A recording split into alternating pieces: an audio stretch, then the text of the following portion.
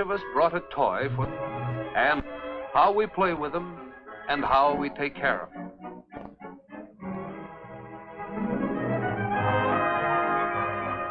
But first, we're going to hear a story about how we get toys and where they come from. The story is called The Toy Truck. Once there was a little telephone repair truck. It looked just like the real ones that you see on the street every day. But this was a toy truck. It came from a toy factory where many people worked to make it. Watch how the parts of the truck are put together.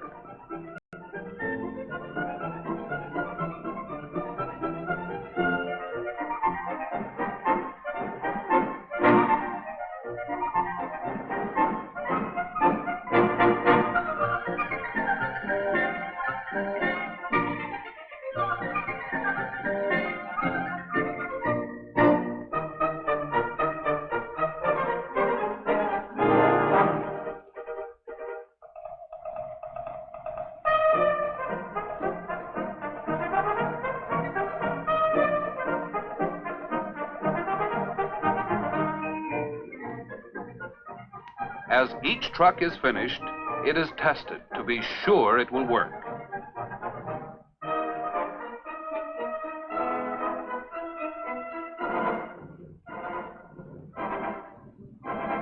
Many trucks are made in the factory, but one particular truck had a little spot of yellow paint.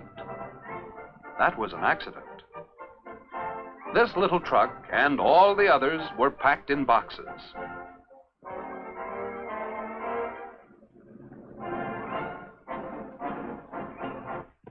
Outside the factory, the boxes were loaded into a truck.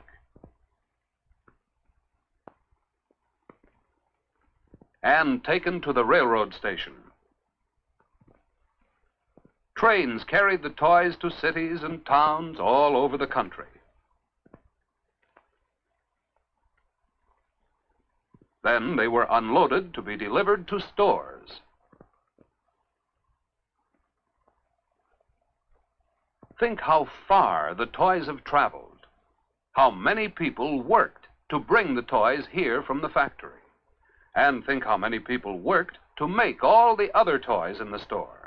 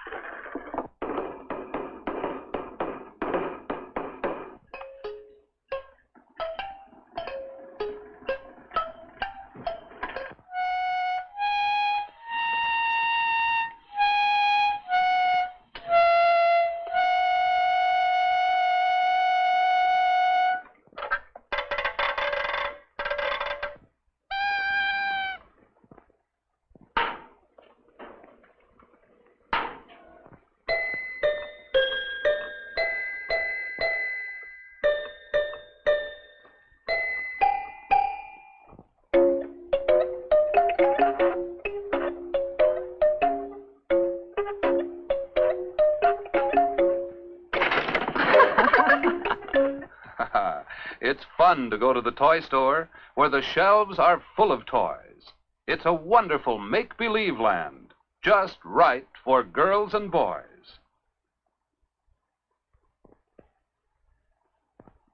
Now, some of the toy telephone trucks had come to this store to be sold, to finish their long trip from the factory to the homes of girls and boys. Look. There's the truck with a spot of yellow paint. Who do you suppose will buy it? The toy store was big, and many people came to look at the toys and to buy them. Sometimes people bought toys for birthday presents. Sometimes people bought toys to put away until Christmas. Sometimes children saved up money so they could buy toys for themselves.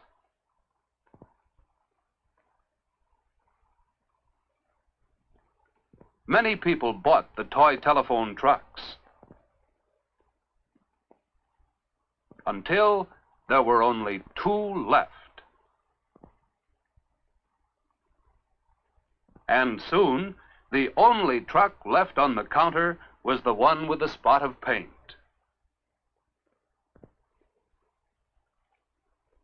One little boy wanted it, but his mother thought he was too young for it. One girl liked the way it looked, but she thought she was too old for it. Wouldn't anyone buy the truck with a spot of paint? Then along came Curtis David Wilson III. His friends all call him Skipper. Skipper was just the right age for the telephone repair truck. If only he might buy the truck. Now, there were all sorts of toys in the store, but somehow Skipper took a special liking to this particular one.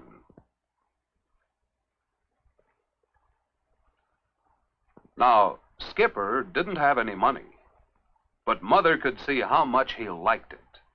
So, do you know what she did?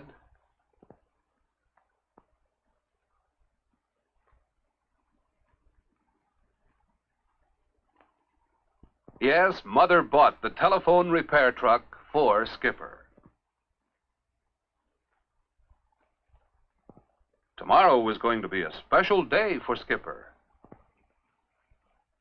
Can you guess what day it was going to be?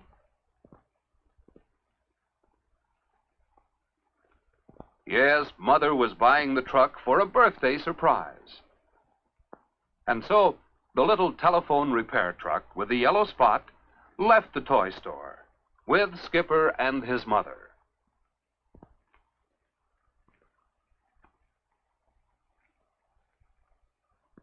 Well, the next day was Skipper's birthday.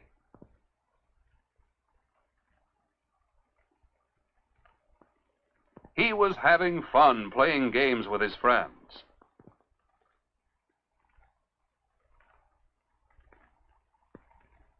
He was also having fun playing with the birthday presents his friends and his family had given him. He was going to enjoy these toys for a long time. But there was one present Skipper didn't know about yet. Mother knew about it. Father knew about it. And we know about it too, don't we?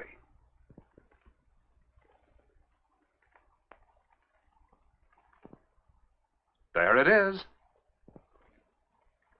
Skipper thought this was the best gift of all. He thanked Mother and Father for giving him the truck. But we know that other people helped Skipper get his truck, don't we? The people who worked in the toy factory. The men who took the toys from the factory to the store. The people who worked in the toy store. All these people helped Skipper get his telephone repair truck. Now, Skipper wanted his friends to see and enjoy it. He wanted them all to have as much fun with it as he was going to have.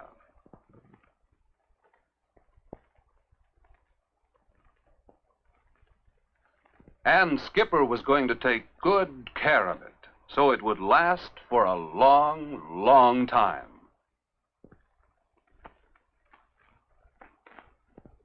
Now we know the story of the toy truck. We know where toys come from and how we get them.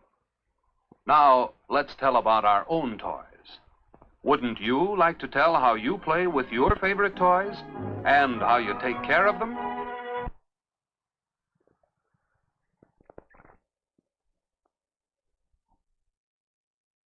Why, yes. I would love to talk about that. Let me rewind this real quick.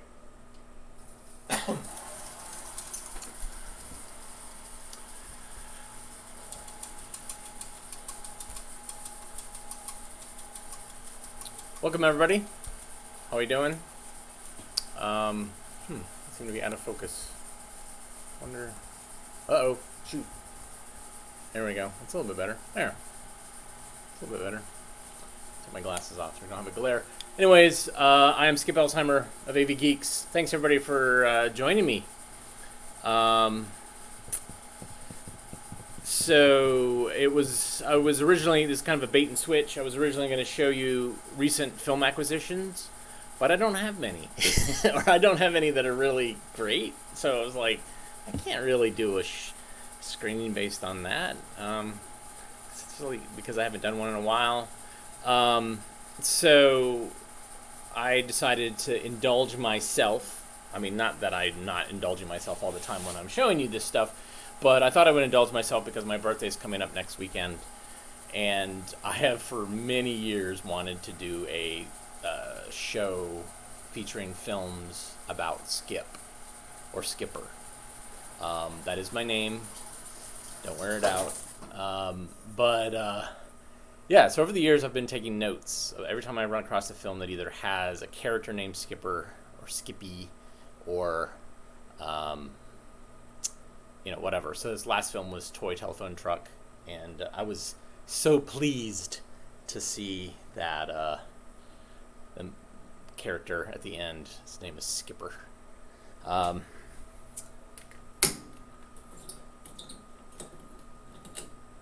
So yeah, what I like about this is that going with this kind of theme means that I show a diversity of a wide variety of different types of films and different genres, and I love when stuff like that happens. When I pick something, and it's like, oh, we're gonna watch a film from this, or we're gonna watch a film from this. This is totally unrelated to this, and I love stuff like that. So again, totally indulgent. Totally indulgent. So let's see.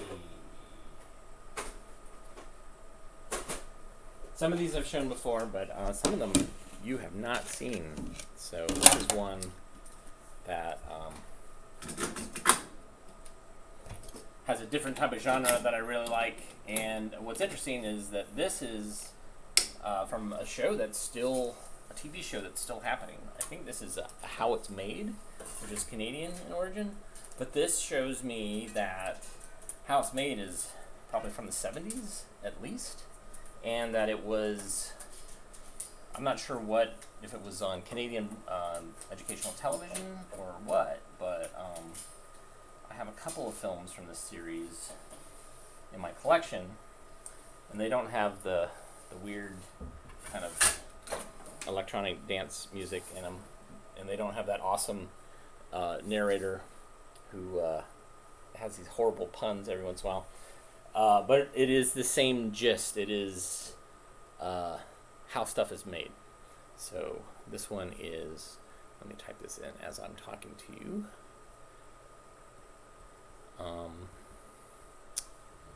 Yeah, in case you don't know, I'm AV Geeks, and I collect old films and I show them to folks like you. Most of you, it seems like I know who you are, but just in case you forgot.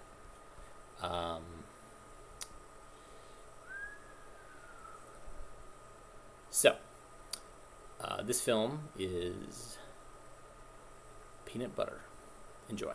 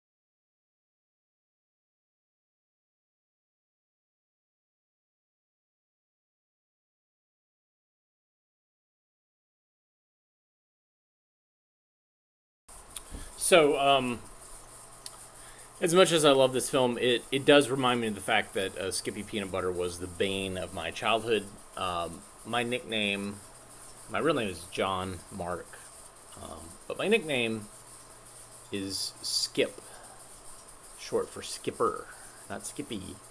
I include this because, it's still Skip. And it is a beautiful film. But yes, being called Skippy Peanut Butter for most of my my early elementary years was galling. I also seem to remember not liking the song "Skip to My Lou," and even "Zippity Doo Dog" raised my hackles a little bit. I guess I was very sensitive about my name. I'm not sure why. I love it now, even though legally it's not Skip. But what are you gonna do? Anyways, yeah. So as you can see, I don't know if any of you are fans of how it's made now, the show, because it's still showing on the Science Network, and I think it's still showing internationally. The a little bit more low tech, with note cards and little felt tip pins that say salt, and then also you can tell Canadian because it's got required bilingual English and French. So I think that this was some sort of government funded thing, but beautiful, man, beautiful footage. Alright, so where can we go now? Actually, it's fascinating. 2 manufacturing films about manufacturing. Yeah, what can I do now? Well, that leads me to the next film, which is, and I've shown this one. Maybe you've seen it, maybe not. I don't know if this is focusing on this or not. If I turn this on, what happens? Can you see this? Yeah, I can't tell. I'm not even wearing my glasses. It basically says, what will Skip do? So I asked myself that question, and this film will give me the answer. And I have shown this. I showed this months ago, maybe earlier in the year, maybe even last year. I'm not sure. Anyways, indulge me. It's my birthday coming up in a week or so.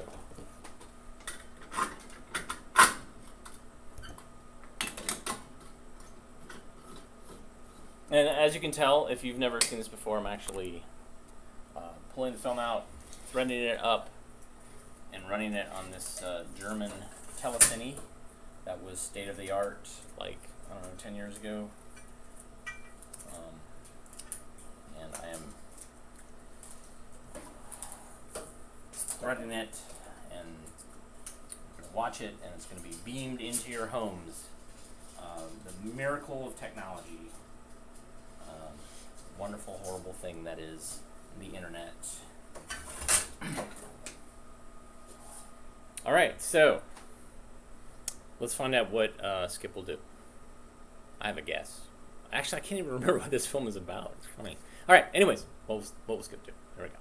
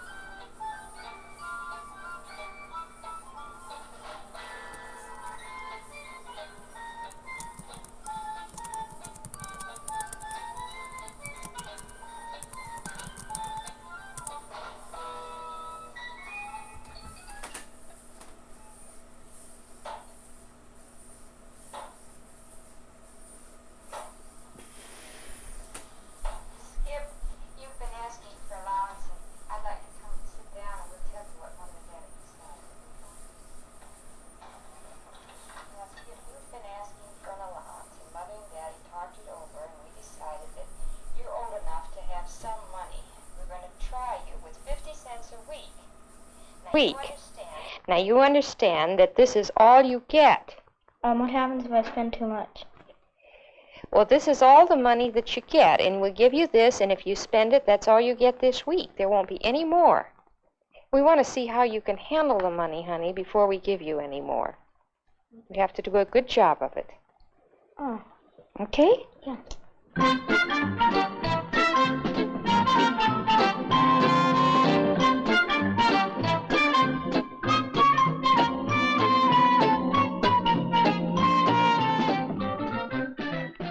All right, boys, I want to talk to you a little bit about this trip that we're planning to take. At our next meeting, it'll be necessary that you each bring your quarter that we have talked about in the past. This quarter is to cover the cost of the snack and the transportation for this little trip that we're planning. Now, if you don't bring the quarter, you will not be able to go on the trip, because it's planned so that each boy pays for his share of the trip. Now, to go on to the clothes that we'll wear and the food that we'll take, this we'll discuss at the next meeting so that you boys will know what we're going to eat and what clothes to wear on this hike. The hike that we're planning is along a stream bed and up into the mountains. Yeah, it's really neat. Hey, that's groovy. Can I borrow it from you? Can you sell it to me? I've got No, I don't think so. Oh, come on. No. Oh, come on. Okay, I'll sell it to you for a quarter. I've got 4 more of those things. Yeah. That's really neat. I'll give you the 4 other things in a while.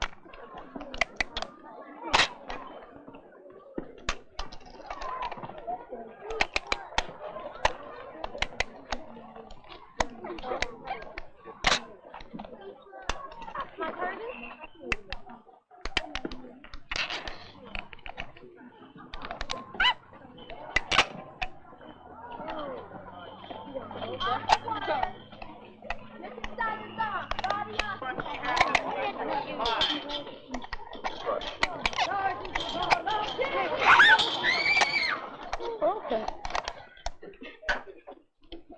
Hey, that looks great. What is it? It's cake and ice cream. How much does it cost? 15 cents. I think I'll get some.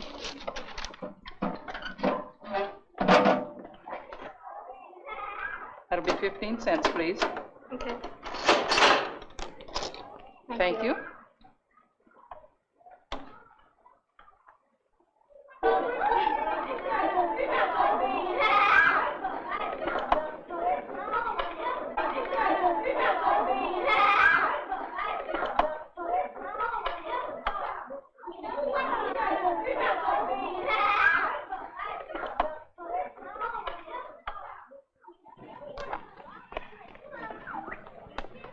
Oh, hi, Skip. Don't forget about the meeting tonight. And don't forget about your money.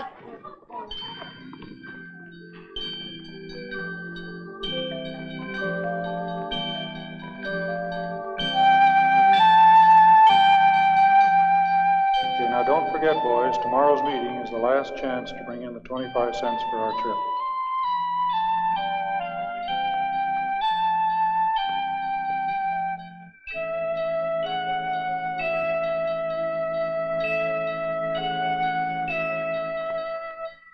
No, that's all you get for this week.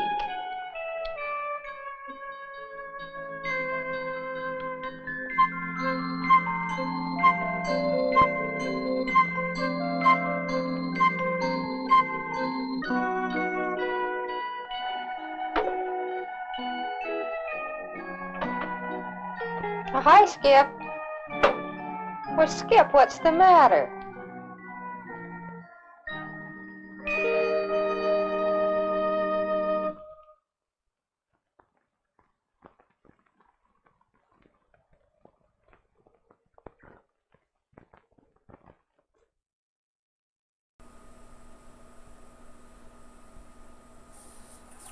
While that film does not feature me, it certainly does feature me in spirit. Basically, This thing's not really focusing on me for some reason. Maybe it's too dark. I'm gonna bring up some. There it is. Oh, that's weird. Okay. Anyways, definitely. Even though that's not me, that is me. I did not have an allowance as a kid, and so anytime I had money, I would burn it. I would burn it on the stupidest stuff. And that propeller toy, yes, I had one. I broke it within minutes of breaking it out of the packaging. I had probably 5 minutes of joy with it, and then it just fell apart. So, again, it's not me in that film, but it really is. And it might be many of us kids, like, no sense of fiscal responsibility.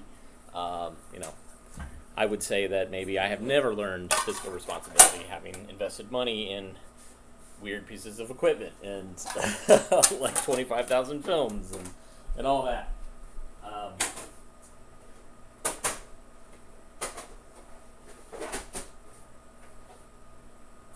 This one also asks a question, and kind of dips into another genre. Unfortunately, I think I don't have a whole lot of skip films. So, our show might end a little bit earlier than usual, but I don't know. We'll see, actually. We have like 2 more left. Yeah. Wait, hold on.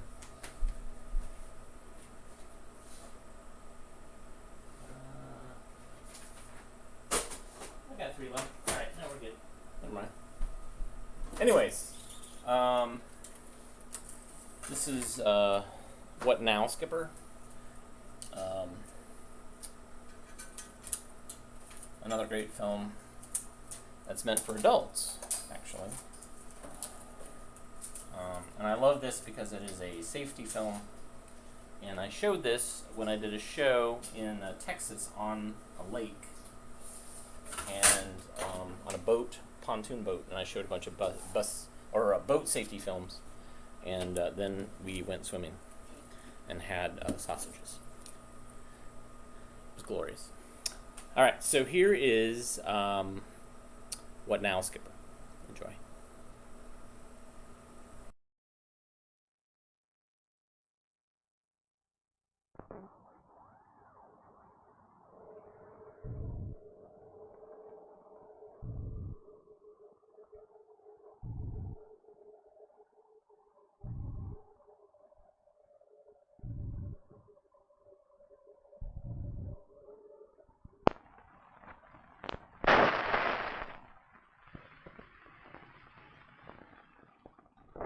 Too bad we can't put out all fires that easily.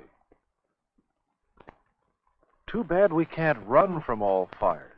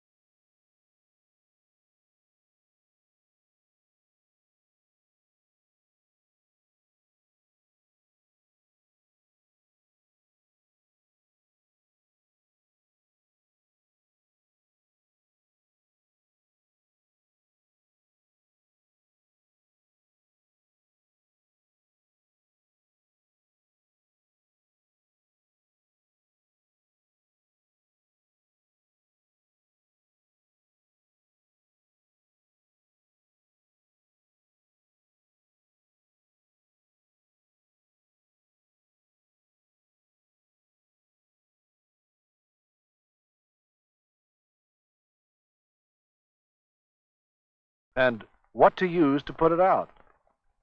Aboard a boat, what's burning is usually the most potentially dangerous material you carry on board, your fuel, gasoline.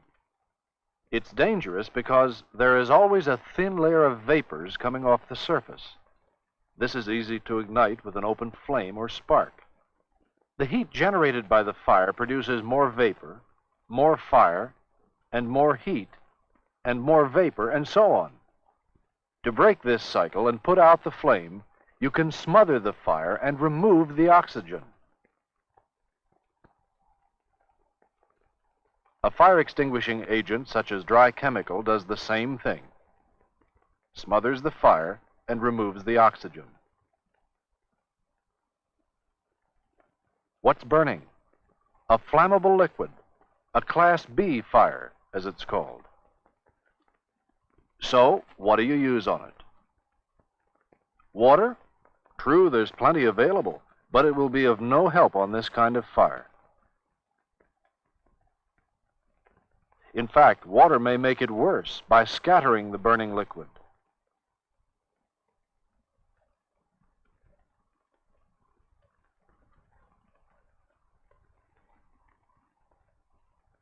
So, to be smart, don't use water on a burning liquid. Then what do you use? A marine fire extinguisher that is designed for the job. There are 4 types: carbon dioxide, dry chemical, foam, freon.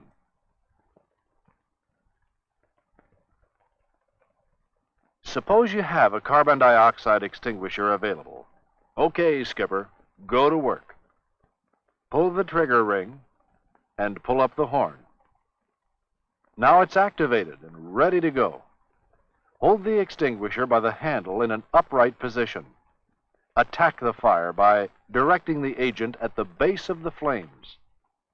Start at one side and sweep across as though you were trying to separate the flames from the liquid. Don't get too close to the fire, just close enough to let the extinguisher do its work. Never, never touch the horn of a carbon dioxide extinguisher when it's in use. The extreme cold of the carbon dioxide will damage your flesh, and you may leave the skin of your palm on the horn, like this. Even though you succeeded in putting out the flames on the burning liquid, you have to be careful of flashback.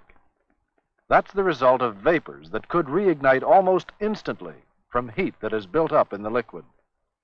And you'd have another fire on your hands. So it's a good idea to have a reserve extinguisher on hand to handle the flashback, more than the minimum 1 or 2 that's required for your size boat. If you had a dry chemical extinguisher, you could also fight a Class B fire effectively. You grab it, activate it, aim the nozzle, squeeze the lever. Again, aim at the base of the flames. Start at one edge and sweep rapidly from side to side. A novice firefighter is not too effective the first time he uses an extinguisher, and he could waste a lot of agent. So be sure to carry extra extinguishers on your boat. A freon extinguisher can also put out a Class B fire.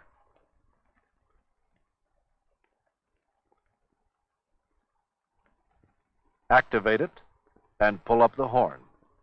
Use it just like you did the carbon dioxide and the dry chemical. Freon, like CO2, is cold. Don't touch the horn. Remember that many marine portable extinguishers, if used in a steady stream, will last only about 10 to 20 seconds. Instead, use short, sweeping bursts. Because of the danger of flashback or large fires, that's another good reason to carry extra extinguishers aboard. The 4th type of marine fire extinguisher you can use on Class B fires is foam. It's different from the others in the way you use it. Foam puts out the fire by smothering and cooling it. So you want to put a layer of foam over the burning surface. You activate the extinguisher by turning it upside down. Then direct the foam toward a bulkhead or similar object so it will flow down and over the burning liquid. This increases the smothering qualities of the foam. If this flow across technique isn't workable in your situation, use the sweeping action you saw before. It takes longer for foam to put out a given fire than for the other 3 types, but once foam has smothered the fire, there is very little danger of flashback. Now you know what to do with the burning liquid. Would you be able to do it? Sure, if you knew where you put your extinguisher. If you have it readily accessible, where you can grab it fast. that doesn't mean behind the galley stove or in the engine compartment. It's a federal regulation that the extinguisher must be readily accessible. But more than that, it's common sense. So, to prevent this, do this. Keep your extinguisher where you can get at it. Even better, Skipper. Let's prevent that fire from starting in the first place. Statistics show that the majority of Class B fires occur during or directly after fueling. Here are some preventive measures to remember about fueling. Keep the gasoline nozzle directly in contact with the fuel tank. This will prevent static sparks that could ignite the vapors. Fill portable tanks on the pier to minimize chance of spilling fuel in the boat. After fueling, ventilate your boat, your bilges too, for at least 5 minutes before you start your engine. Use your nose to sniff around for fumes.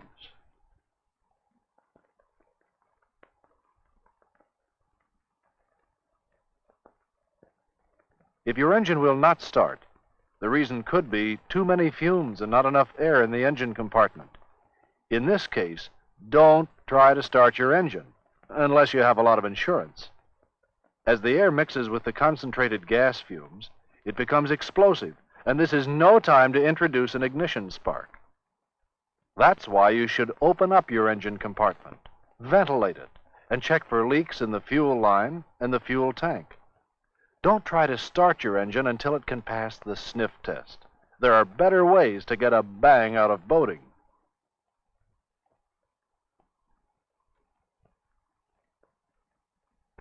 Remember, Skipper, gassing up is serious business. Don't fuel around.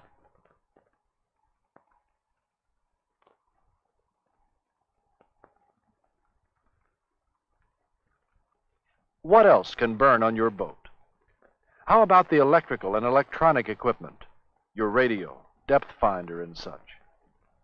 A fire involving energized electrical equipment is called a Class C fire. Extinguishing it requires the same special handling you'd give to any live electrical current.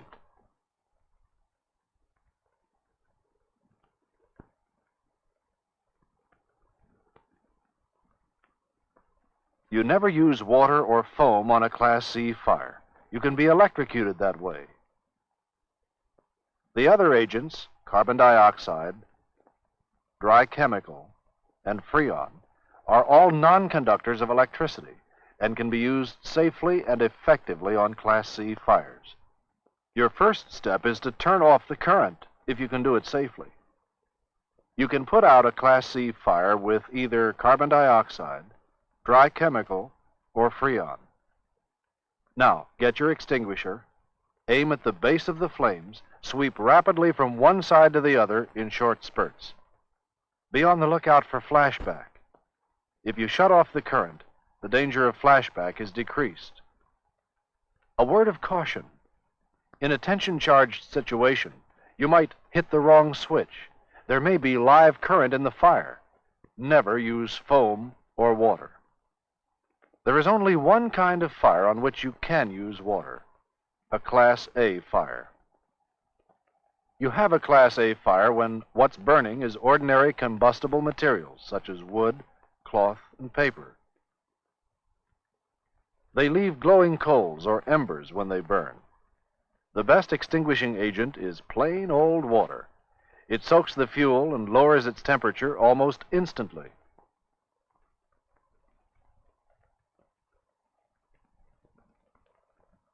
Here's a Class A fire, burning paper towels. In an emergency, you can use one of the other extinguishing agents on a Class A fire. Aim it at the base of the flames and sweep from side to side.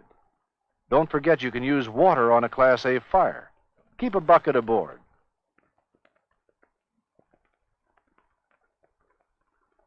Okay, Skipper.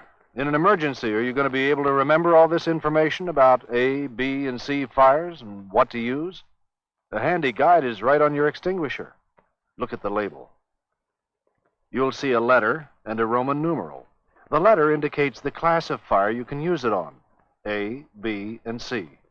The Roman numeral is the measure of a marine fire extinguisher's effectiveness.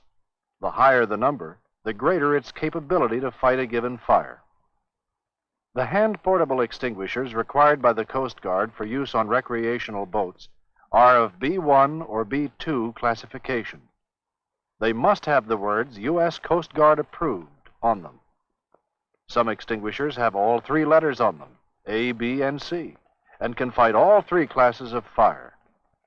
Others have both B and C designations on them and can fight those classes of fire.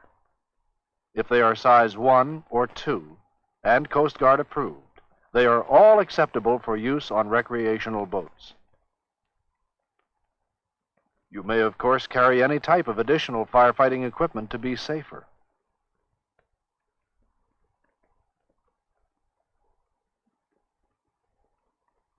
So, when you're shopping for an extinguisher, read the label thoroughly. It's your best source of information about the extinguisher. It tells you everything you should know about whether or not it's Coast Guard approved, how to use it, and how to maintain it. Read it again before you get underway to refresh your memory.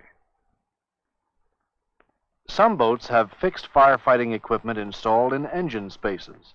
These are approved by the Coast Guard, and regardless of size, are equal to one B1 extinguisher for meeting federal requirements. Now that you know all this good scoop about fire extinguishers, you're ready to spend your money, right? Nope. You need to know the minimum federal requirements for your class of boat. That is, how many Coast Guard approved extinguishers you have to have on board. If you have an outboard motorboat, less than 26 feet, constructed with no spaces in which explosive or flammable gases or vapors can be trapped, you don't have to carry any type fire extinguisher, but it's recommended that you carry at least one B1 type extinguisher anyway. However, if your boat is less than 26 feet, and it does have spaces that can trap explosive or flammable gases or vapors, this is the minimum you need: one B1 type extinguisher or a fixed fire extinguishing system in the machinery spaces. If your boat is 26 feet or longer, but less than 40 feet, you need at least two B1s or one B2. Even if you have a fixed fire extinguishing system in the machinery spaces, you still need at least one B1. For a boat of 40 feet, but not more than 65 feet, you need at least three B1s or one B1 and one B2. If you have a fixed firefighting system in the machinery spaces, you still need at least two B1s or one B2. Don't forget, these are only minimum requirements. They won't guarantee you'll be able to put out all fires you might encounter, and they might not leave you with enough extinguishing agent to cope with flashbacks. Be safe. Carry more than the minimum. Okay, now you have the right kind of extinguisher. You know how to use it. You've stored it where you can get it fast. You're all set to go. Nope. One more thing. Is it in good operating condition? Does it work?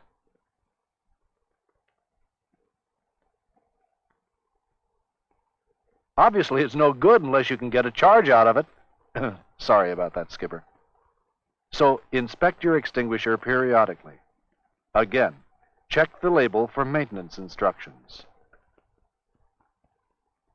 Check the gauge to ensure that your extinguisher is fully charged. If it doesn't have a gauge, you should weigh it. If you're in doubt, your local fire department or Coast Guard auxiliary unit will be glad to help you.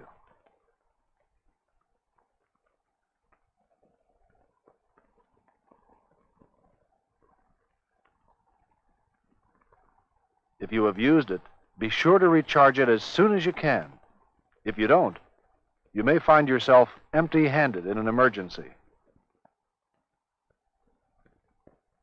Okay, Skipper, you're ready to shove off. Remember, to keep your happy boating story from becoming a tragedy, keep our cast of characters in mind. The old team of Water and Bailing Bucket is always the hero in Class A fires, but the villain in B and C flickers.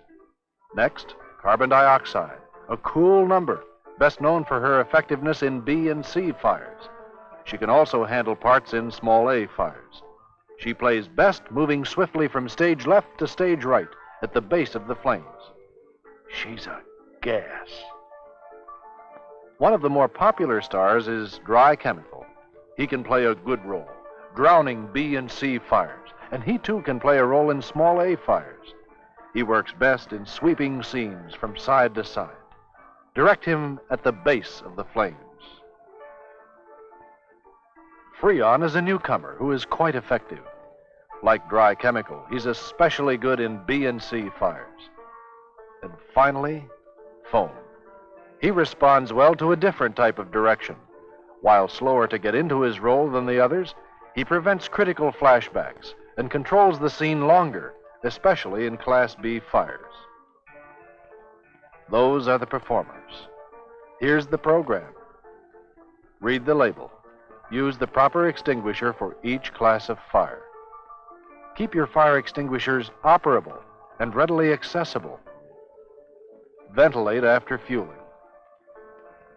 Use the sniff test to check for accumulation of fumes. Be safe. Exceed the minimum requirements. Remember, safe boating is no accident.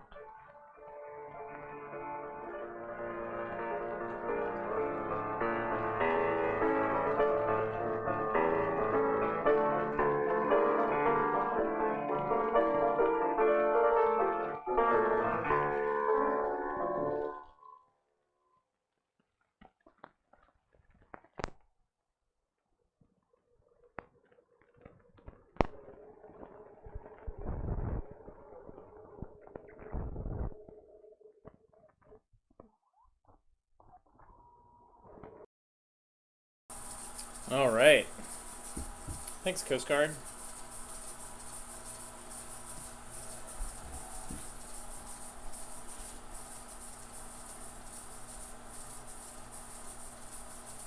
So, what time is it?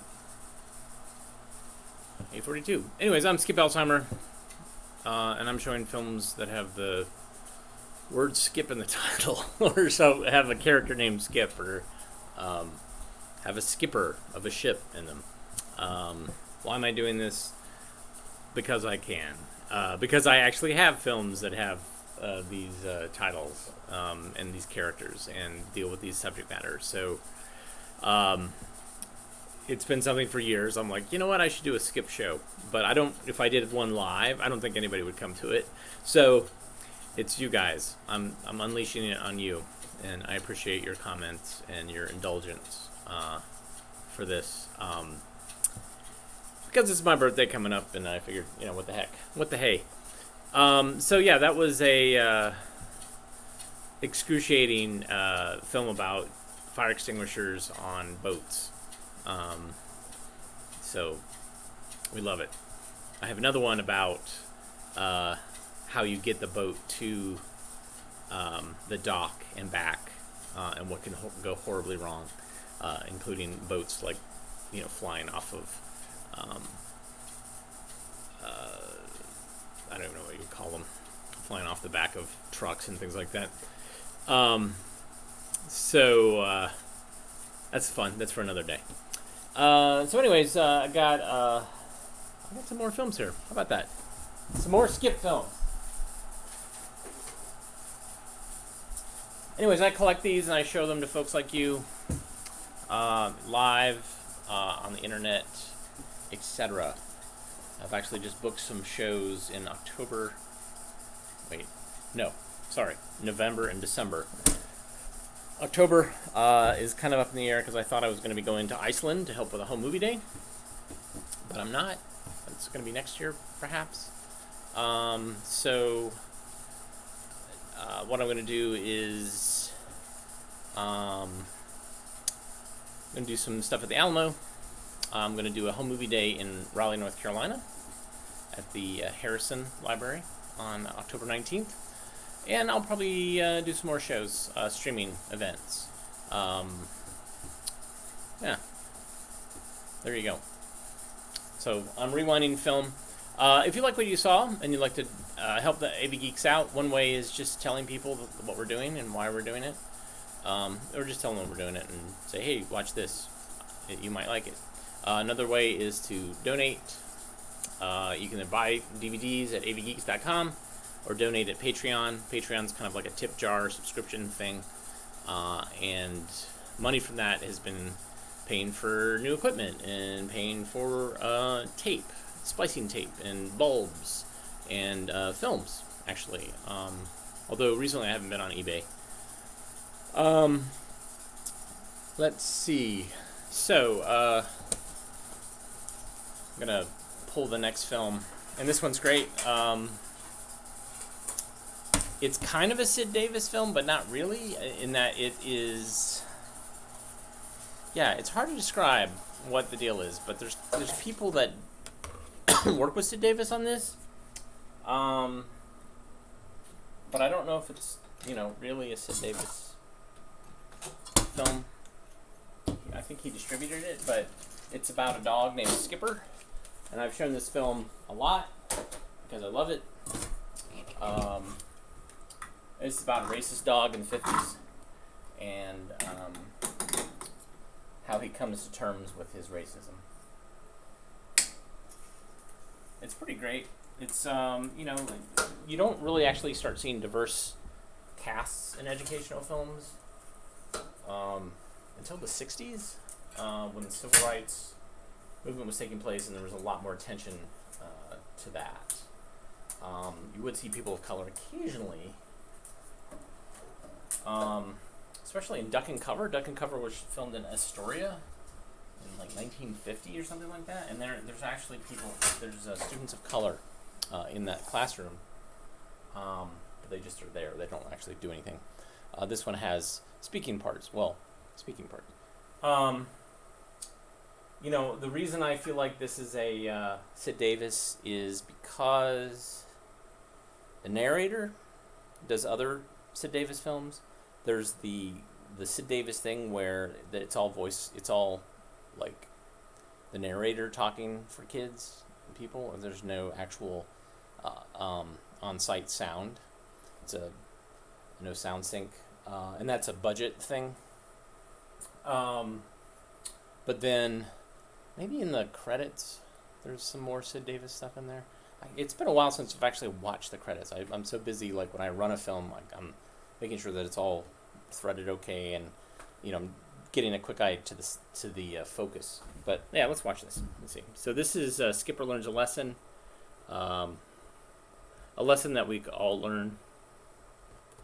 Let me go to the right thing. There's this control panel ahead of me with the software, which is great, but sometimes you get to the wrong tab and things go chaotic.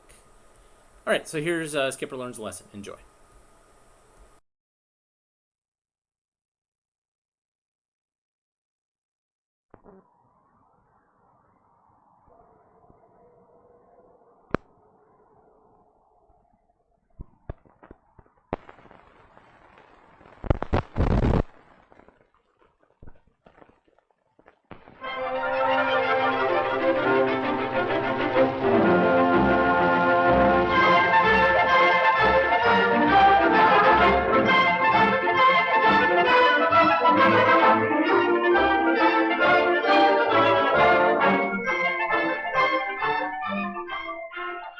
Once upon a time, in a neighborhood pretty much like yours, perhaps, there were some children who played together all the time.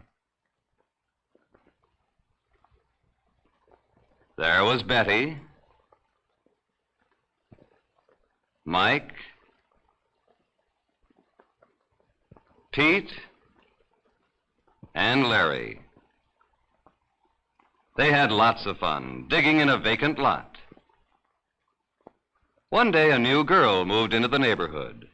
Her name was Susan, and she had a dog whose name was Skipper. Skipper was a cute little dog, and Susan was very fond of him. She liked to pet him and play with him. She liked to teach him tricks, too. Of course, Skipper loved Susan. He liked to play with her, and he liked to do the tricks she'd taught him.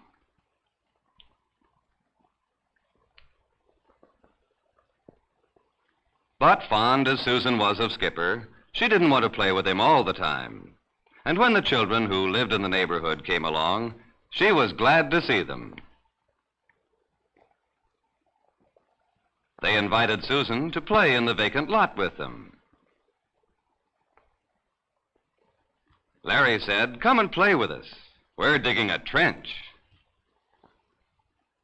Mike said, "If you'll come and play with us, you can have one of our shovels."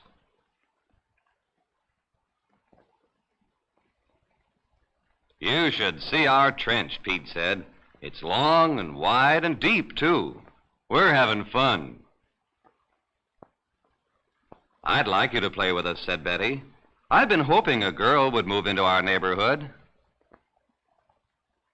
"Please come." Susan decided to play with the children. She asked Skipper to come along. But Skipper refused to go. He didn't like the looks of these new children, and he wouldn't play with them.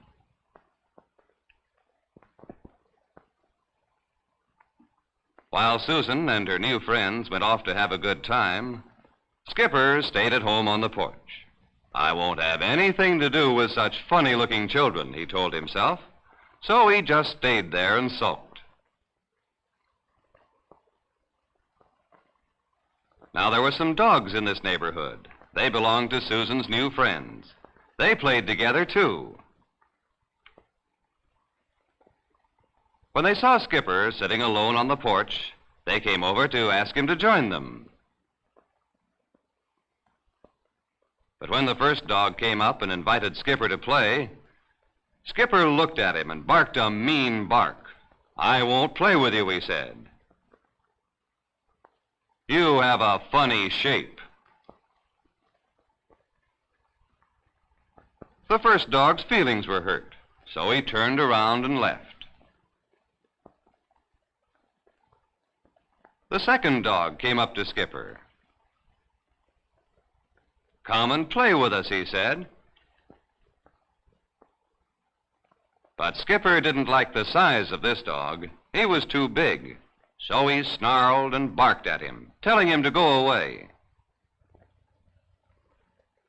The big dog backed away. He was a nice dog and didn't want to fight.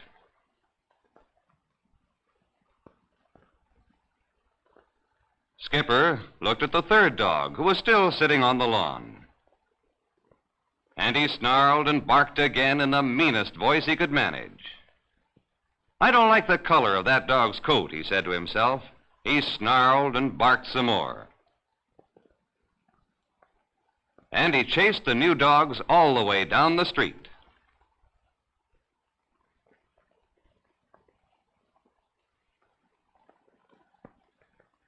As Skipper trotted back to the porch, he thought to himself, "I certainly won't play with dogs like those. I don't like their looks. I'll just wait until a dog who's the right size, shape, and color comes along, or I won't play at all." So Skipper just sat, and sat, and sat. But soon he got tired of sitting. He decided to look for something to do. "No, Skipper, don't go into the garage. There's poster paint in there." "No, Skipper." "Skipper!"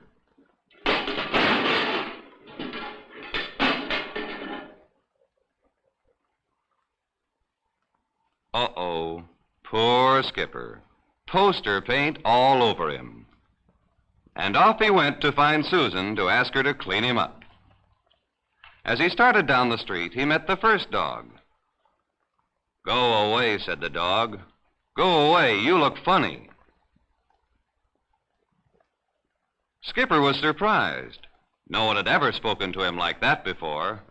But the new dog sounded so angry that Skipper thought he'd better leave.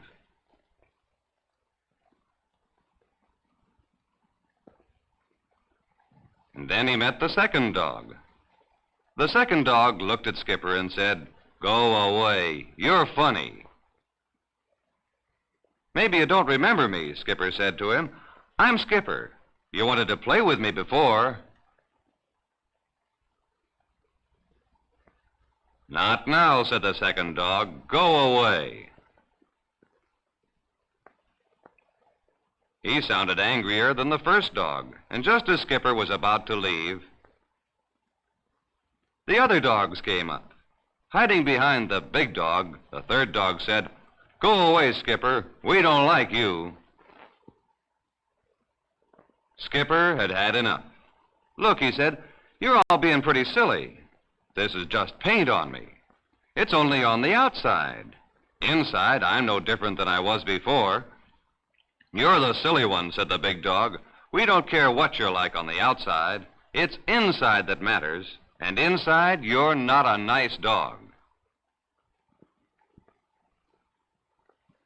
And then the three dogs chased Skipper all the way home.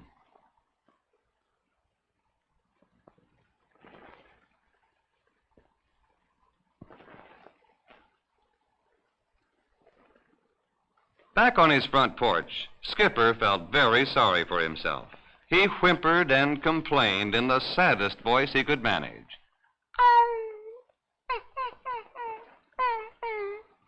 In the vacant lot where she was playing, Susan heard Skipper. With the other children following her, she raced off to see what was wrong. As soon as she saw him, she knew what was wrong. She went into the house for soap, water, and a wash tub.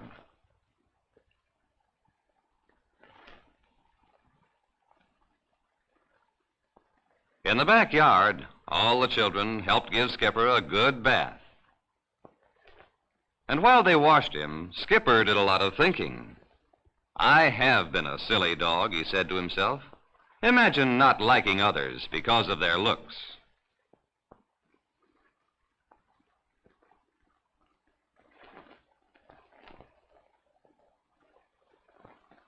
While the children dried him, he thought some more. Size, shape, or color make no difference after all. Being nice is the only thing that counts. And being nice is something inside. Nothing else really matters.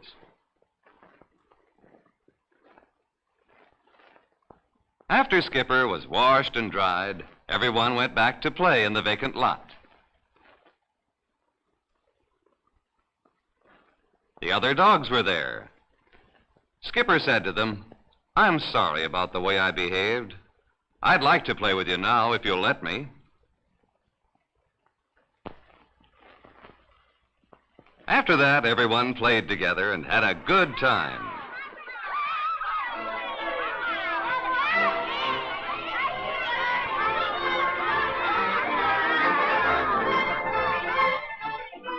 And of course, Susan was very proud of Skipper.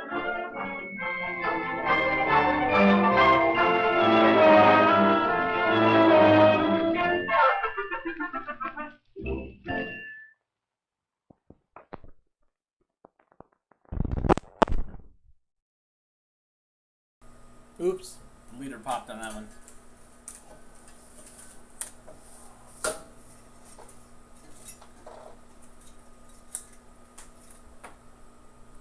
So it's distributed by Encyclopedia Britannica, but man, there's definitely some Sid Davis-esque things going on there, and Paul Brunford did some other films about dogs, so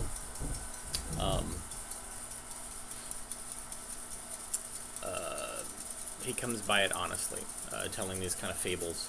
I did a screening recently called Small Furry Animals and the Sins of Man, of which Skipper was one of the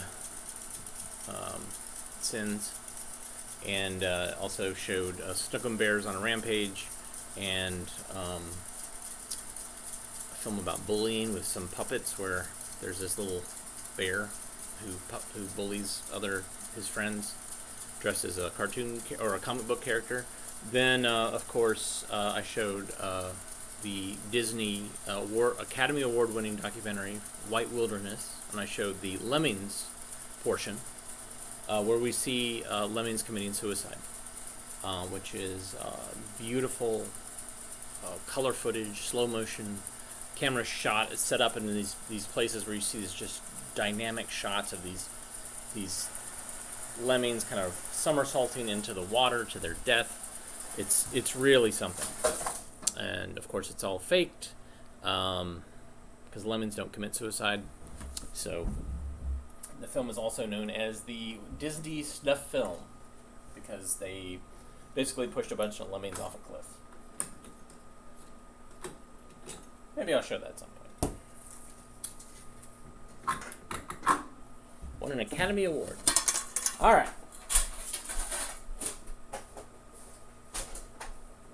This is where it all comes together. All comes together.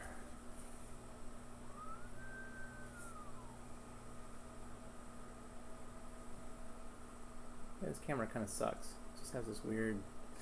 Anyways, I'll have to figure it out. I guess I have to actually read the manual for this camera. Anyways, this is Skippy and the 3 R's, which talks about, I believe it's the value of public education.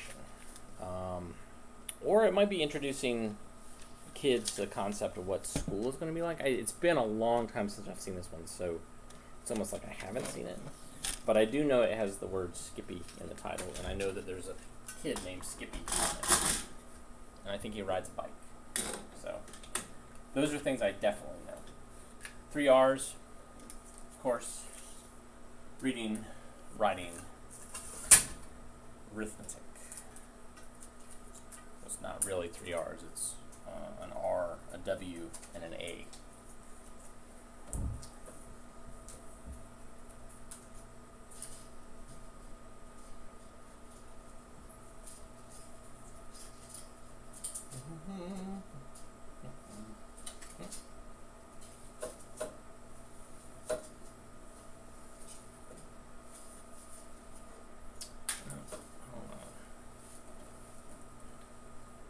Sticky. Which, when it's sticky, it's always a pain in the butt. Yep. This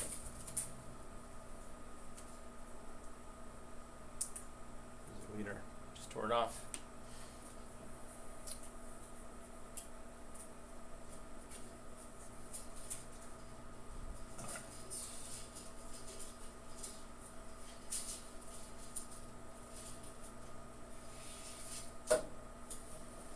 There we go.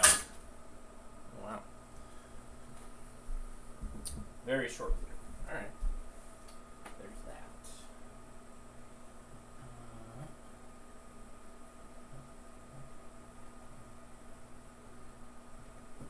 Do a quick adjustment of some things here.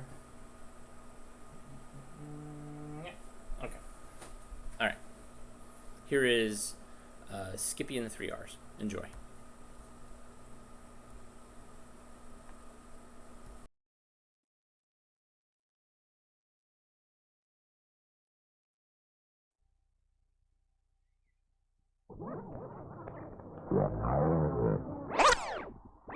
When you're the parent day of school, you suddenly find yourself hoping very hard, hoping that he has a good teacher, that the classrooms are lit and warm.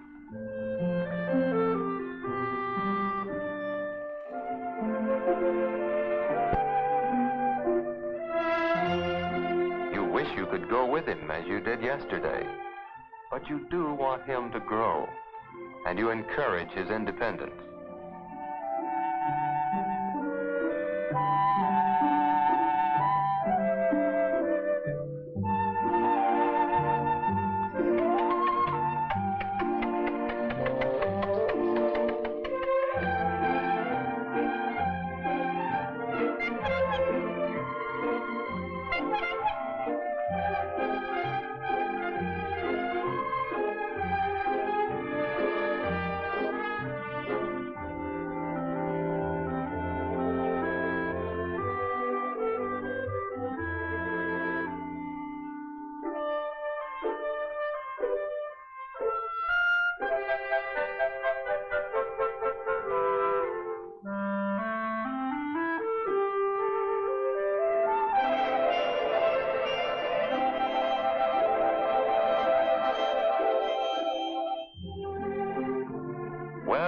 it is, school.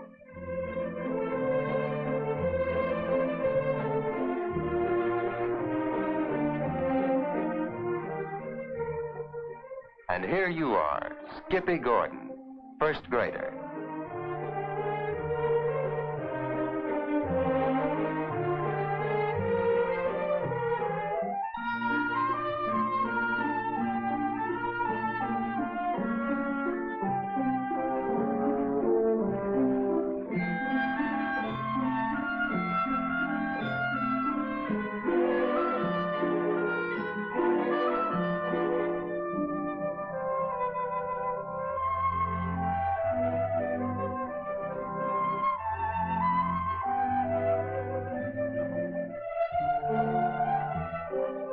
Yesterday, when Mother came with you to sign up, Miss Temple said you could feed the fish.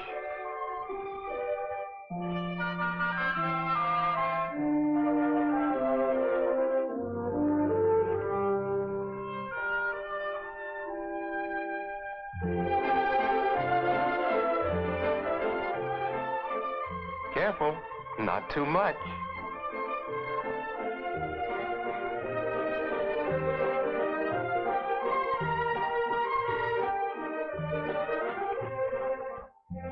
She said you could, and she remembered. Then she asked you to find seats around the tables. The first day of school. The first day of a planned routine which will envelop you for half your waking hours, and which will continue for the next 10, 15, or even 20 years of your life. What time and thought and effort we have put into our public schools. All this that you, Skippy Gordon, shall learn reading, writing, arithmetic, and many other important things. Learn them? Yes, but even more important, learn to use them naturally and easily throughout your whole life. Miss Temple is a good teacher, professional, competent. Skippy and the others are going to learn their 3 R's. Some will learn sooner than others, but they will all learn. For Miss Temple has a plan. Miss Temple knows that Skippy will learn best those things he himself wants and needs to learn. Good morning, boys and girls. Well, here we all are, and we're going to have lots of fun finding out things together. Suppose we start by finding out each other's names. Let's start at this table here. I want you each to stand up so we can see who you are and tell me your name. Now, I'll write it up here on the board. Now, who will be first? My name is Gail. Gail.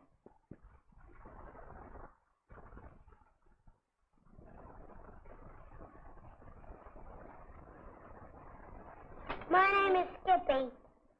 Skippy?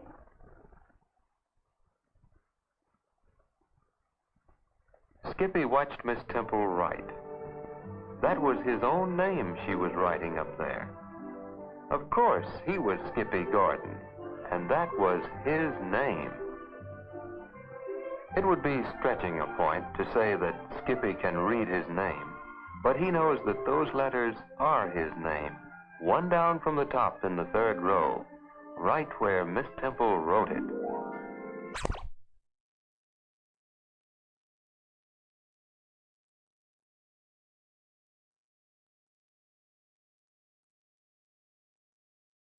Whoops, splice broke. 1 second. Where is it? Let's try that again.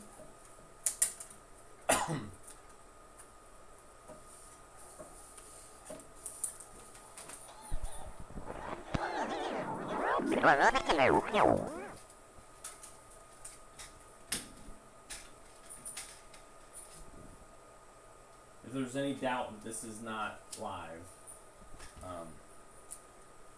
there you go.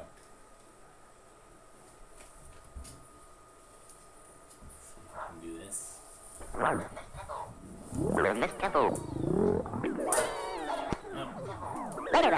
So close.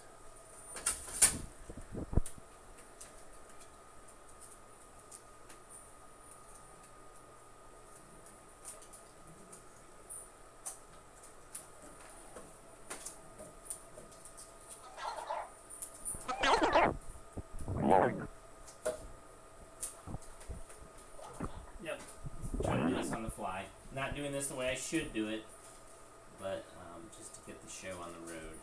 'Cause I don't want to have to go run and find the splicer. So just want to do a tape splice.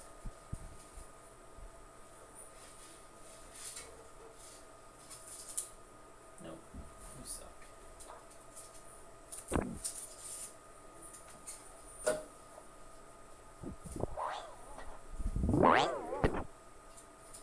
So close.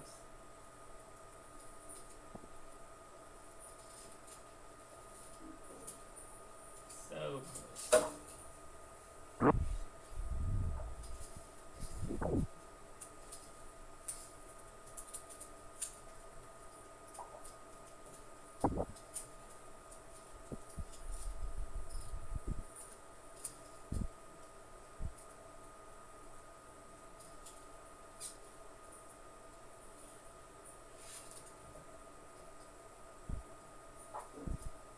Alright, more tape.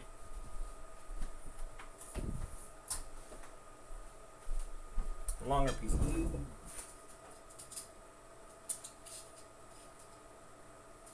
If I could wear the webcam as a headlamp, then I could show you what I'm doing. Maybe in the future, I'll figure out a way to do that. If you're interested, I don't know.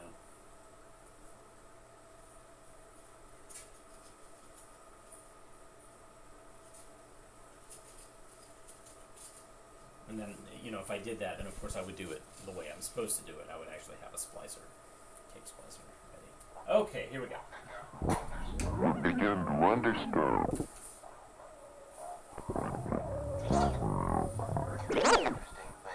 Many interesting things to be found in books, and would want to read books for themselves.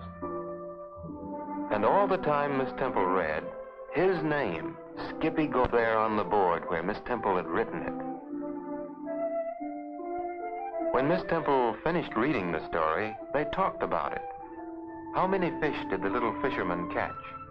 How many fish? Already Miss Temple has made a beginning on the 3 R's. Reading, the story. Writing, a simple lettering. And arithmetic, how many?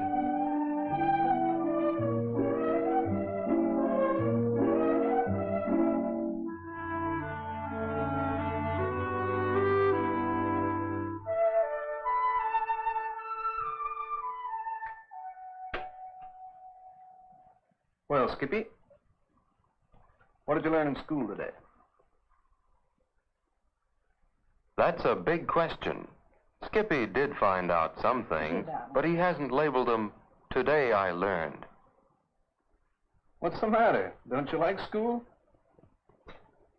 It won't be so bad once you get used to it. Not like school? Won't be so bad? Is school supposed to be something he's not to like? During the first week, Skippy and the others learned that clay, paste, scissors, and crayons were more than playthings. Clay can tell a story as well as words. Joan brought some snails for the aquarium to help keep it clean. They learned a new game to play at recess.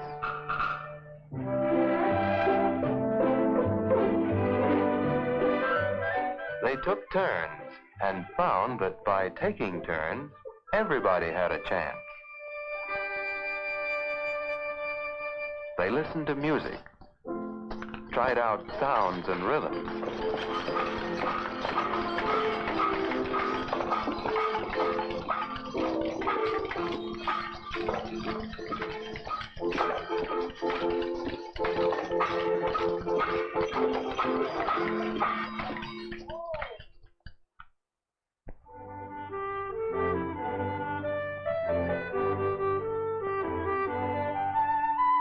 They painted pictures, and Skippy made a picture of a house. His house.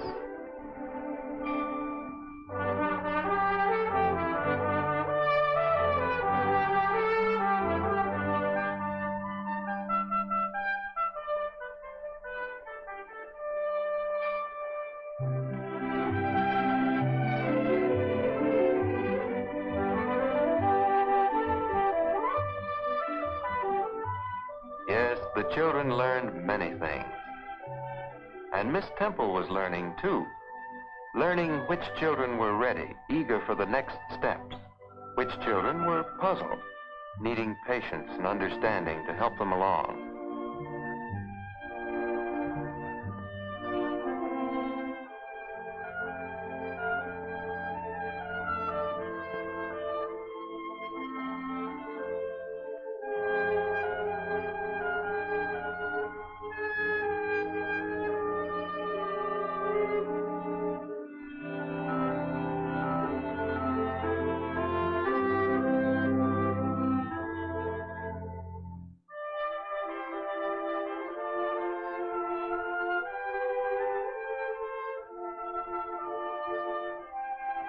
What a nice picture.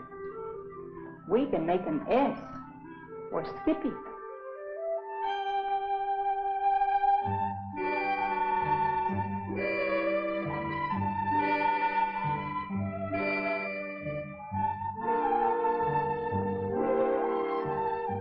Yes. But his whole name, Skippy, was up there on the chart. Of course, it was his picture and should have his name on it.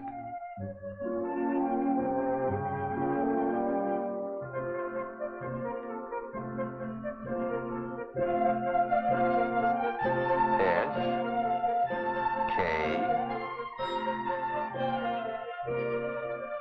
I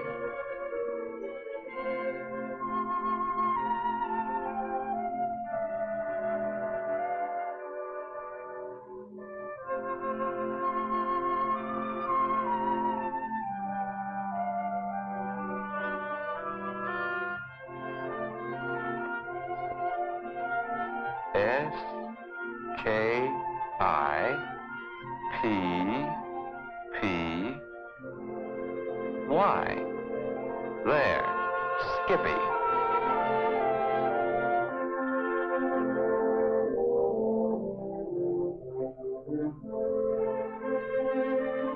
Miss Temple would be the last to say that Skippy has learned to write, but he has made a beginning. And more important, he has done it because he, Skippy Gordon, wanted and needed to do it.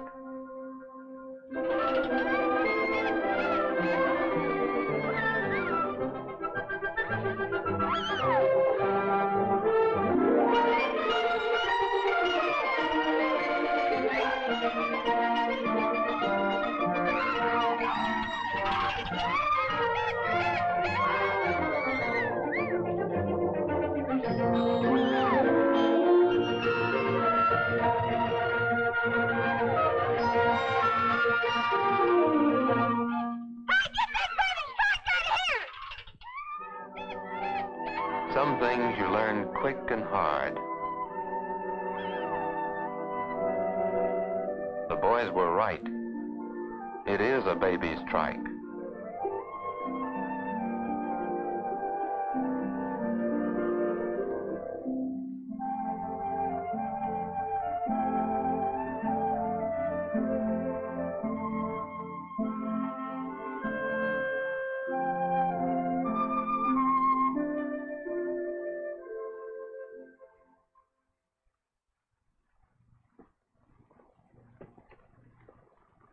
Dad, how much does a bike cost? You've got a good tricycle. What's the matter with that? I mean a real bike, a two-wheeler. I don't want a baby's trike. Well, we're going up awfully fast, aren't we? Can I have a bike, a real one? We'll see. Maybe when you're a little older. A real bike costs a lot of money. He said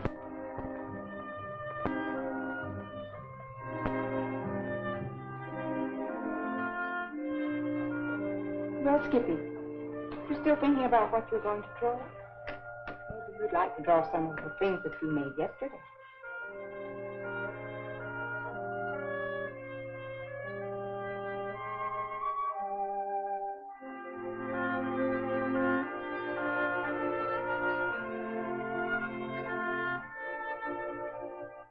Miss Temple knows Skippy well enough by now to see that something is bothering him. She does not insist that he get to work or pay attention, for she knows that his attention is on something that is bigger, of more immediate importance to him. She'll keep an eye on him and help when the opportunity offers. Things have been going well for this year's first grade. The most responsive group she's ever had. Of course, every group seems to be the best. Once you begin to know them as individuals, they continually surprise you with their alertness, their eagerness to learn, with the understanding they brought with them to the school.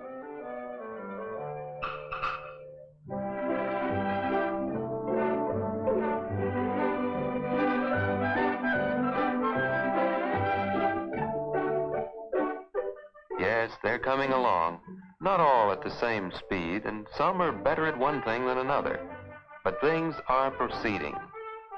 Proceeding according to plan. Part of Miss Temple's plan is to know each child better, to know what each needs and how best to help him. She knows that Joan is quick to grasp a new idea, but loses interest quickly, too. Sidney seems to understand how things fit together. Writing and telling stories will permit him to explain the things he knows. Eileen waits to be told what to do. She's just beginning now to do the things she herself would like. Frederick needs experience in just being with other children, in doing things together.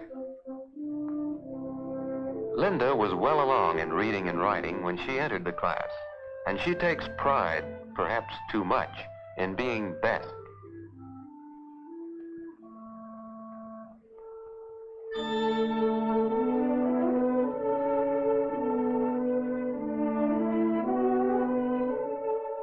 To help Skippy find a reason of his own for learning is a part of Miss Temple's plan. After several periods of planning and discussion, the group has decided on a trip downtown. This will give them a common experience, one they can share. The stores were full of exciting things, and Skippy saw a bike, a real one, a two-wheeler.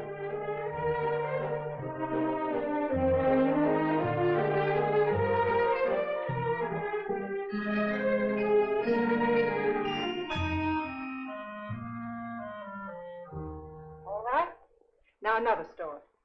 Hardware. That's right, hardware. Now what do we buy in hardware stores?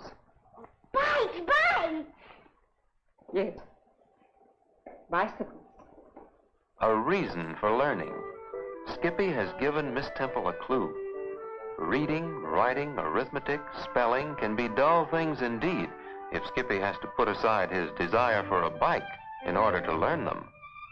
But if these things can become a way of knowing more about a bike, well, learning becomes something Skippy wants to do. By the trip to the stores, Miss Temple has led the group into a common experience. Each child knows firsthand what the others are talking about. And in talking this way, a child learns to express himself clearly. Perhaps they could make stores right here in school. Who would like that? If they divide into groups, they could make a whole street of stores. Let's see. Who would like to be in the hardware store?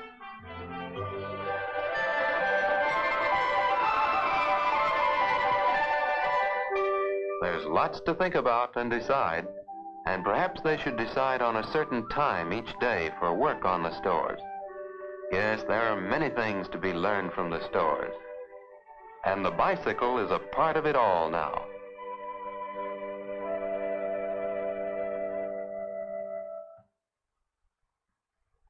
Carolyn, what did we say here?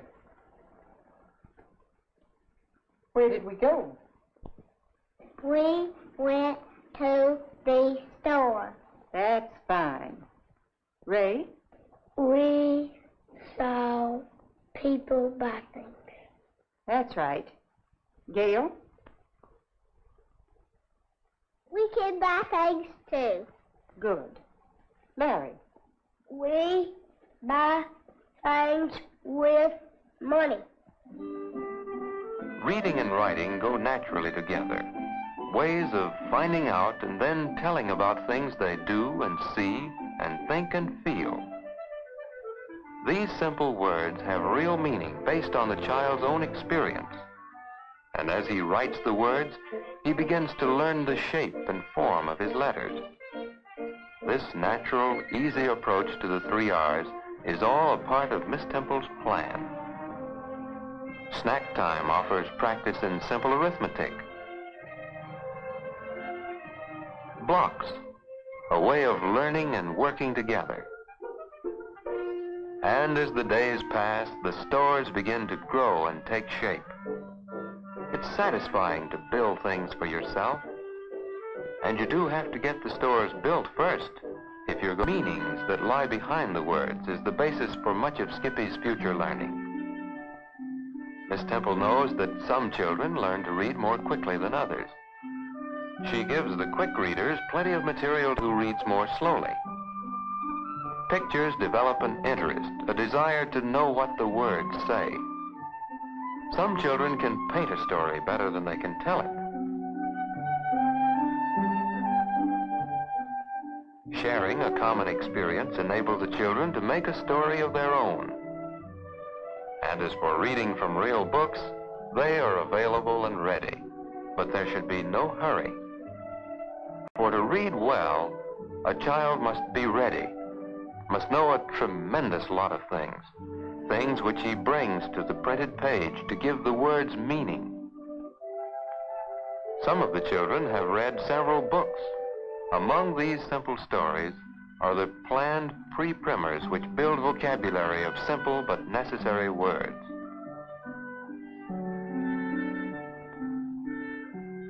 Drawing, painting, modeling, building are all ways of communicating, and working with these materials helps children become ready for the meanings which we attach to the symbols we call the written word. Eyes, muscular control of the crayon, and understanding must all be ready for the complicated task of writing.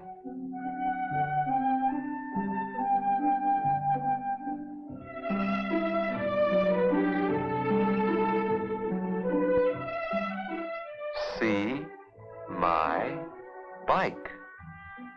Skippy Gordon is not the first 6-year-old to want a bicycle. Miss Temple remembers other boys and ways a professionally alert teacher can use the child's own reasons for learning. Just what is a bicycle anyway? A bicycle is travel. It is history. It is economics. It's geography. A bicycle can be anything and everything. And for Skippy Gordon, it can be a reason for learning. But is a bicycle something which Skippy can actually hope to achieve? Will his parents want him to have one?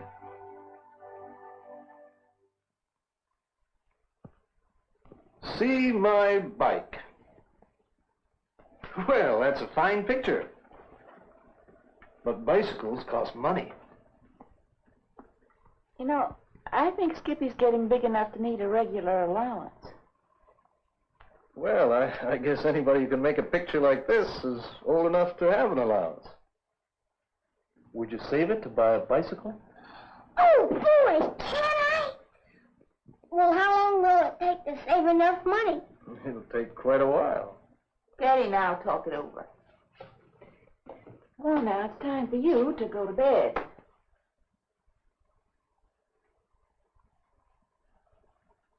What a kid.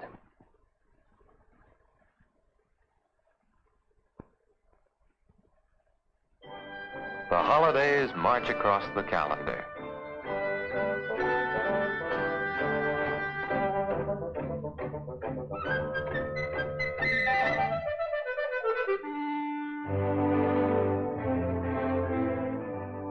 By spring, Skippy and the others have learned many things.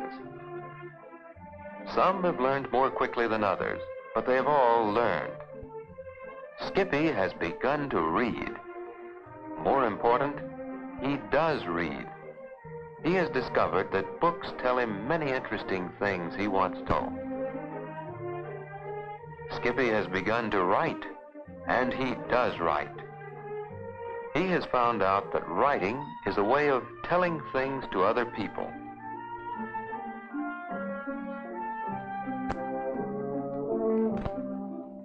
And he has learned some arithmetic, not separately as a special subject, for numbers are as natural as words, a way of telling and knowing things.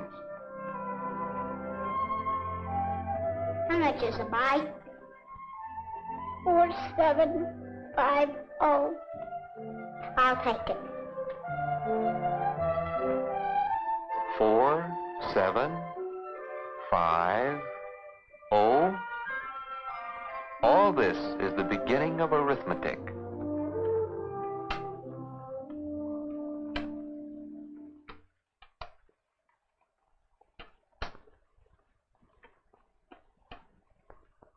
How much is 4750? It's quite a lot. More than 4 times as much as you've got here. But you've done fine to save this much so soon. Besides, how do you know you can ride a real bike?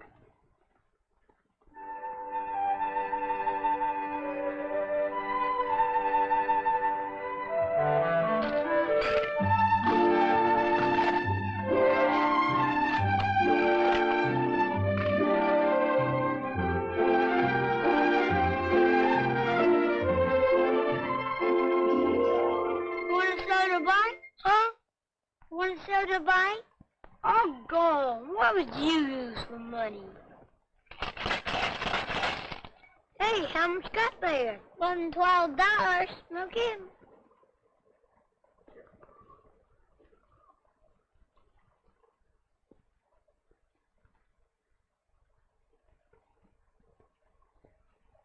Okay, I'll sell it to you for $12.50. Let's ask my dad first.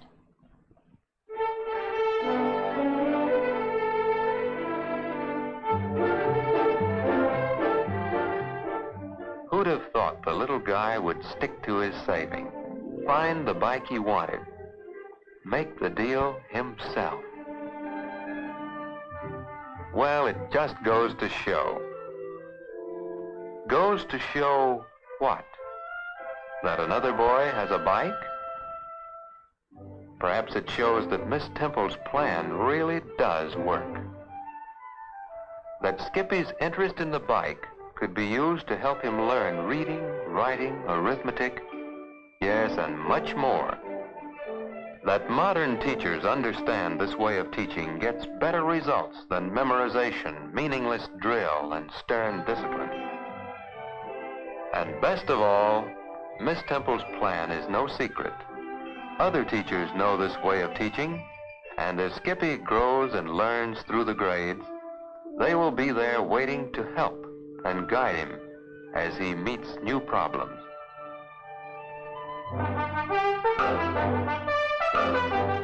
Yes, Skippy, you're really on your way.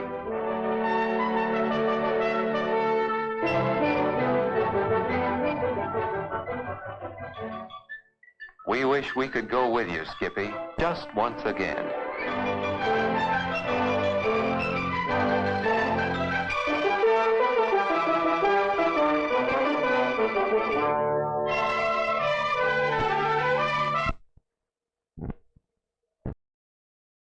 Be careful, Skippy. If you get an allowance, don't blow it on crappy propeller guns at the local toy store in your classroom.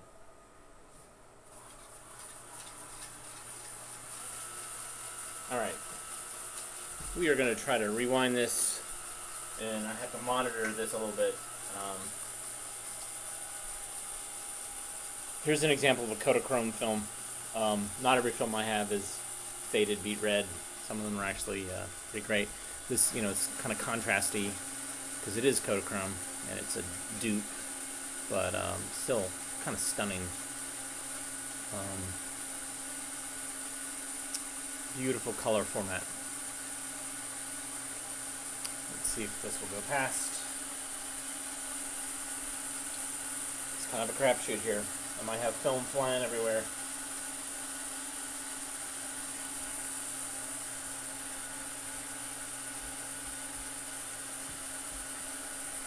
Actually, maybe we'll do this. How about this?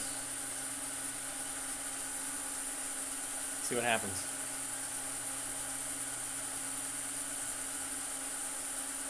See, it kind of goes up to the film gate.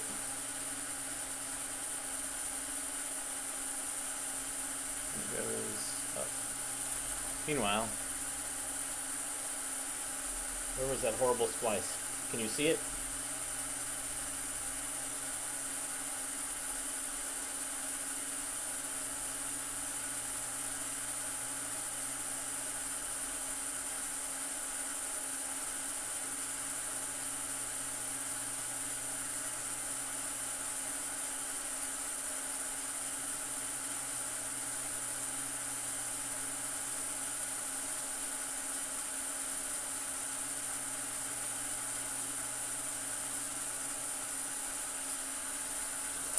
Oh, there it went.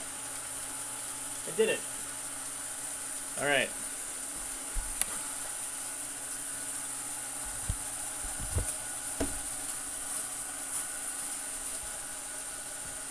Whew.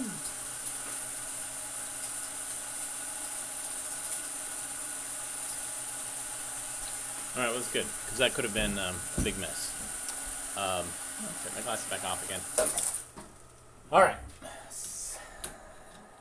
Skippy and the 3 R's. Such a beautiful film. Obviously made for adults, not for kids. Made for parents. Kind of teach them about like what to expect, maybe, when they send their kids to school. Like what's going to happen when they go to kindergarten. So that's what it seems like that film is. Not really for teachers, although it could be for teachers too, because it kind of talks about the strategy of the teacher. All right, one last skip film. This again is a popular film that I like to show whenever I have an opportunity. I mean, I have 25,000 films, but I keep showing the same 5 ones over and over and over again. So indulge me, because it's so great. This is one of those ones you can just keep watching again and again and again, and you can see new stuff, and you can go like, my God, what was going on? This was made by a company in Chicago called Crocus Productions, and Crocus Productions did a lot of stop motion animation, and so they did The Munchers, they did Schmodal Nightmare, they did something about Playground Spirits. They didn't do The Fable of He and She, but they did do another one that I just found recently, Peepercorns. Anyways, this one is Malika Palika do Skip 2. So I'm going to try to figure out how to spell it, but enjoy.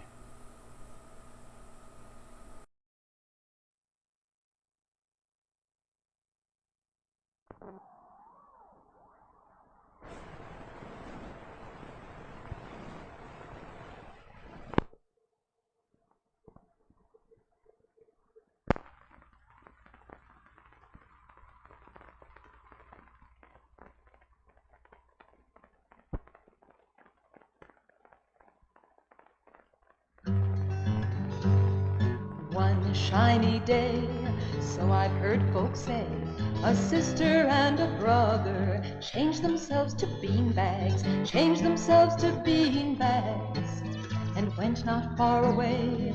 They traveled to the kingdom where imagination loves to play. Malika Palika do skip to, Malika Palika do skip to, strange things can happen there. Always do. In Malika Palika do skip to, they found all sorts of things, like a talking foot with wings. Well, haven't you ever seen wings with a foot before? No. I used to belong to a postman. time walk. Sore? I was sore all the time. Gosh, that's a shame. Maybe if the postman had springs on his shoes, you wouldn't have gotten sore. Or if he had marshmallows under his feet. Or shoes made from clouds. Or rollers on his shoes. Yeah, with a propeller on the back to push him along. Or if the postman had shoes raised in the back, you would have been walking downhill all the time. Good ideas, beanbags. Now I'm the postman here, and I have a letter for you. Goodbye.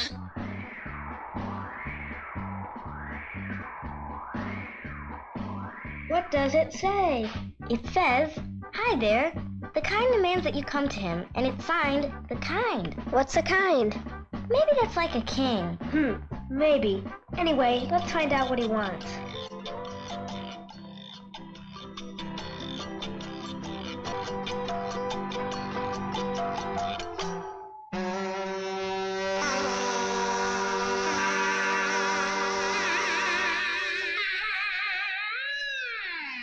Hello, beanbags.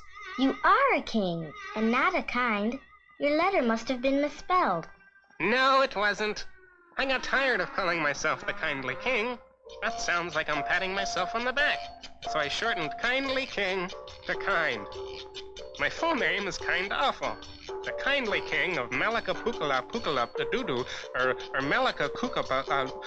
How does it go, Wolf? You are Kind Awful, the kindly king of Malakapalakadoo. Skip-doo. You see? My kindness is as mixed up as its name. I have been waiting for 2 beanbags to fix up everything, to solve all my problems. What is your problem? Problem? Oh, I wish that I only had one problem. Bring in that toad. I'll show you one big problem. My mistletoe won't kiss me anymore.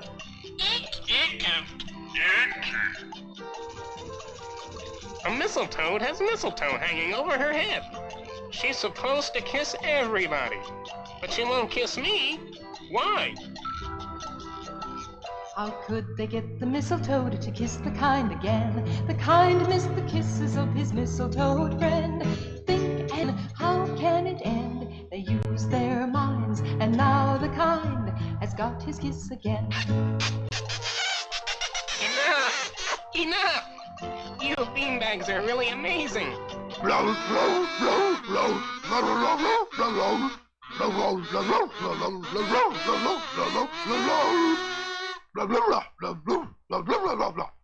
It's that direction.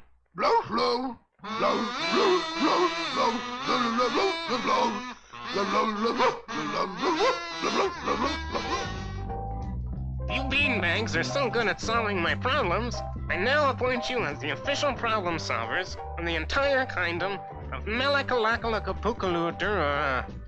Malakapalakadoo. Skip-doo. Now, for your first official problem, Burping Bertha. Burping Bertha! She eats bad foods all the time. She has set a bad example, so we want to ship her out of the kingdom. But in order to ship her, we have to know how much she weighs. And we don't have a bathroom scale big enough to weigh her. So the problem is, how do you weigh Burping Bertha? Exactly right. But how can we weigh something this big? It certainly is an enormous problem. To weigh Big Burping Bertha, they had to find a way. If they could not weigh her in the kingdom, she would stay. Think and imagine, what can they say? They used their minds, and now the kind can send Big Burping Bertha far away. You beanbags are really smart problem solvers. You were able to weigh Burping Bertha. Now we can move her. So long. Goodbye, Burping Bertha! Bye! Bye! Let's go over to Smile Hill. Once we get there, you can see for yourself the problems we have with our smiles.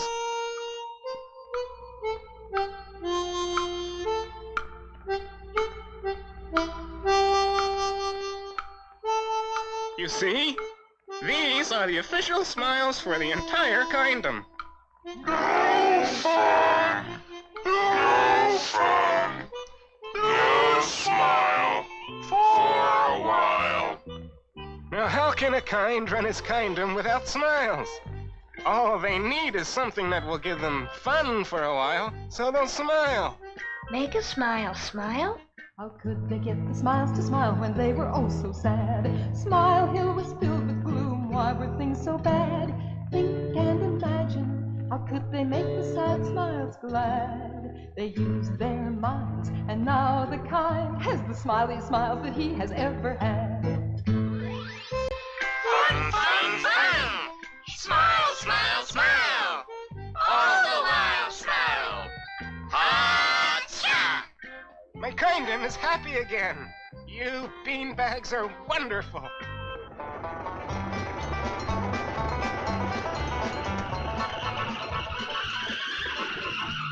You the one who ordered a thingamajig? Here you go. Sign right here.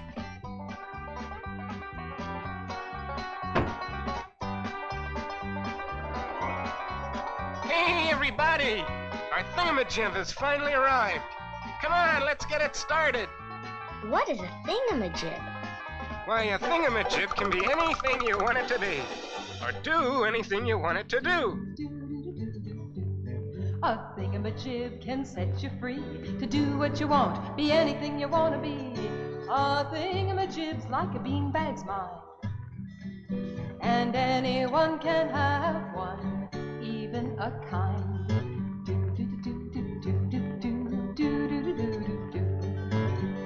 Your thingamajig can set you free to do what you want, be anything you want to be. Your thingamajig's your imagining mind, and everybody has one, even a kind. Your imagining mind can set you free to be anything you want to be.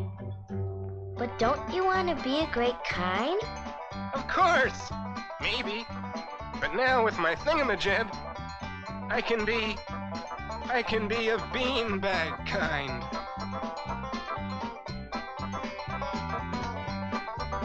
Kind beanbag, a kindly king of Malika-Palika-Doo, Skip-Too.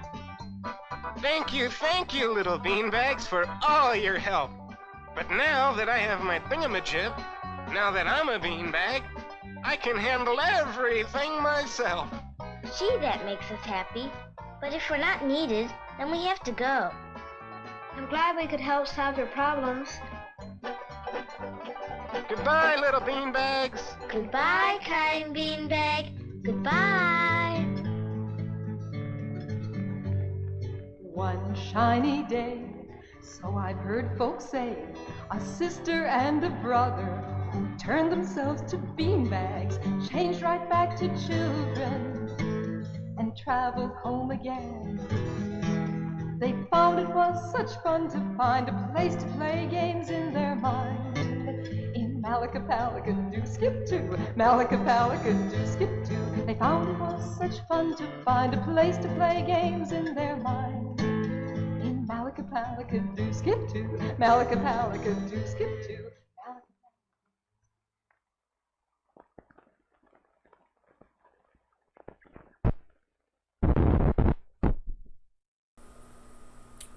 Wow, I really love that film. That film is real good. All right. Thanks, guys, for indulging me. Yeah.